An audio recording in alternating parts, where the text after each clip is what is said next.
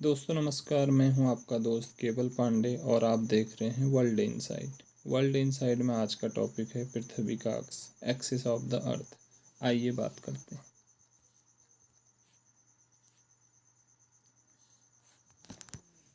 पृथ्वी का अक्ष वह काल्पनिक रेखा है जो उत्तरी और दक्षिणी ध्रुवों को जोड़ती है और पृथ्वी के केंद्र से होकर गुजरती है। यह अक्ष 23.5 डिग्री के कोण पर झुका है। हालांकि यह कोण पूर्ण रूप से 23.5 डिग्री न होकर उससे थोड़ा कम होता है, जिसका मान होता है 23 डिग्री 23.42 डिग्री। लेकिन ये 23.5 के निकट होता है, इसलिए इसको नॉर्मली 23.5 मान लिया जाता है। लेकिन उच्च स्तरीय परीक्षाओं में इसका मान कभी कभी पूछ लिया जाता है, तो इसको याद रखिएगा, ये है 23.42 डिग्री।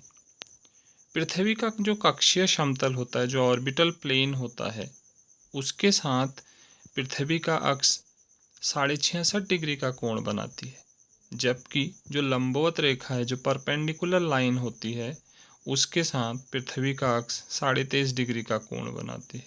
तो पूरा एक समकोण पर होती है, लेकिन पृथ्वी अपने 23.5 डिग्री के कोण पर झुकी हुई है, इसलिए पृथ्वी का जो अक्षीय झुकाव है वो 23.5 डिग्री माना जाता है। इस चित्र में आप देख सकते हैं विषुवत रेखा सूर्य 23.5 डिग्री का एक कोण बना रही है। तो अगर हम ऑर्बिटल प्लेन, जहाँ पर सूर्य लिखा है, विषुवत रेखा और पृथ्वी का जो ध्रुव है उसको अगर हम देखें तो वहाँ पे 66.5 डिग्री का कोण बना रही है। लेकिन अगर विषुवतीय वृत्त का हम देखें तो ये यहाँ पे अक्षीय झुकाव हमको देखने को मिल रहा है। इसके बाद बात करते हैं पृथ्वी के घूर्णन की दिशा की। तो पृथ्वी का जो घूर्णन की दिशा है वह है पश्चिम से पूरब दिशा में। इसी पश्चिम से पूरब दिशा में घूमने के कारण पृथ्वी में दिन और रात होते हैं। दिन और रात की जो घटनाएं होती हैं वो पृथ्वी के घूर्णन के कारण ही होती है, और एक घूर्णन के लिए पृथ्वी को 24 घंटे का समय लगता है। इसके बाद हम बात करते हैं नक्षत्र दिवस और सौर दिवस की। तारों के समूह को नक्षत्र कहते हैं। पृथ्वी के संदर्भ में देखें तो कुल 27 नक्षत्र हैं। पृथ्वी अपने अक्ष पर घूर्णन करते हुए किसी भी नक्षत्र का एक चक्कर पूर्ण करने में 23 घंटे 56 मिनट 4.09 सेकंड का समय लेती है। इसे ही नक्षत्र दिवस कहते हैं। इसके विपरीत यदि हम सौर दिवस की बात करें तो पृथ्वी अपने अक्ष पर घूर्णन करते हुए एक चक्कर पूरा करने में 24 घंटे का समय लेती है, जिसे सौर दिवस कहते हैं। नक्षत्रों की अगर हम बात करें तो तारों के समूह को नक्षत्र कहते हैं, और पृथ्वी के संदर्भ में हमने देखे कुल 27 नक्षत्र हैं। तो ये 27 नक्षत्रों की यहाँ पे एक श्रेणी है, जिसमें अश्विनी, कृतिका, भरणी, रोहिणी, मृगशिरा, आर्द्रा, पुनर्वसु, पुष्य, आश्लेषा, मघा, पूर्वा फाल्गुनी, उत्तरा फाल्गुनी, हस्त्र, चित्रा, स्वाति, विशाखा, अनुराधा, ज्येष्ठा, मूल, पूर्वाषाढ़ा, उत्तराषाढ़ा, श्रवण, घनिष्ठा, शतभिषा, पूर्वा भाद्रपद, उत्तरा भाद्रपद और रेवती हैं।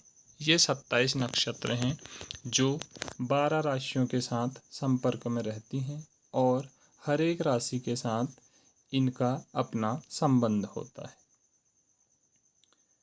अब हम बात करते हैं पृथ्वी का जो अक्षीय झुकाव है उसका क्या प्रभाव पड़ता है। इसके प्रभाव को अगर हम देखें तो पृथ्वी के अक्षीय झुकाव का जो प्रभाव है वो मौसम परिवर्तन, ऋतु परिवर्तन और दिन रात के चक्र पर पड़ता है।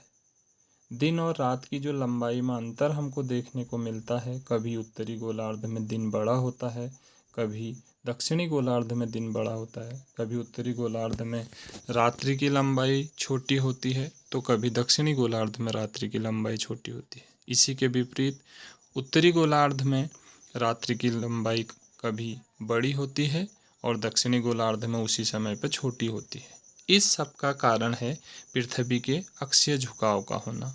चित्र में आप देख रहे हैं, एक तरफ सूर्य है, पृथ्वी है, और पृथ्वी अपने अक्ष पर घूम रही है।